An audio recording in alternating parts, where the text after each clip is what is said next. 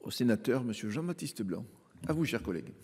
Merci, Monsieur le Président. Monsieur le Ministre, j'ai été récemment interpellé par le maire de Courthézon, commune du Vaucluse, que l'honneur de représenter, sur la possibilité pour les communes de déduire les dépenses liées à la production de logements sociaux du prélèvement dit amende SRU.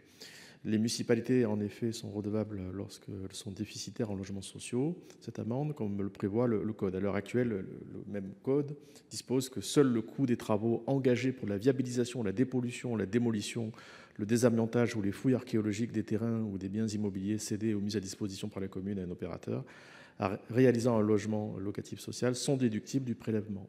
Ainsi, les communes qui souhaiteraient investir dans l'acquisition de biens en vue de produire des logements sociaux doivent donc ajouter à ces dépenses le prélèvement prévu par le Code, puisque ce type d'investissement n'est pas déductible de l'amende SRU.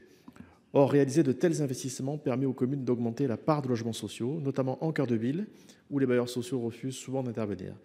Le fait que cette dépense soit doublée de ce prélèvement constitue pour un grand nombre de communes un frein aux dépenses liées à la création de logements sociaux. C'est d'autant plus le cas dans la situation actuelle de réduction de la dépense publique.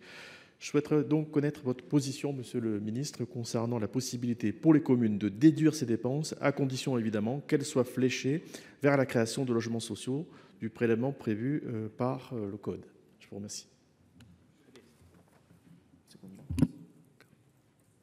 Monsieur le Président, Monsieur le Sénateur Blanc, les obligations de production de logements sociaux constituent le cœur de la loi SRU, vous le savez, et demeurent, je le souligne, un pilier des politiques du logement et de la mixité sociale portées par ce gouvernement. Les communes qui n'atteignent pas leur taux doivent s'acquitter d'un prélèvement annuel sur leurs ressources fiscales proportionnel à l'ampleur de leur retard. Les communes peuvent y déduire les dépenses qu'elles engagent en faveur de la production de logements sociaux. Ce peut être les subventions versées à des bailleurs sociaux, des dépenses engagées pour réaliser des travaux de viabilisation ou pour créer des aires permanentes d'accueil et des terrains locatifs familiaux, mais aussi les pertes résultant de cessions de terrain avec décote. Ce mécanisme vise à encourager les communes déficitaires à soutenir les opérations concourant au développement de l'offre de logements sociaux et donc au rattrapage de leur déficit. Néanmoins, ces dépenses ne peuvent pas être déduites lorsqu'elles sont supportées directement par la commune et que cette dernière reste propriétaire du bien. En effet, admettre la déduction de dépenses que vous décrivez reviendrait à déduire du prélèvement de la commune une dépense correspondant à une augmentation du patrimoine de la commune, ce qui créerait, vous en conviendrez, une forme d'autofinancement contraire à la logique du mécanisme. Les communes peuvent en revanche mobiliser les établissements publics fonciers pour procéder à des acquisitions, particulièrement sur des fonciers sur lesquels les bailleurs ne souhaitent pas intervenir eux-mêmes.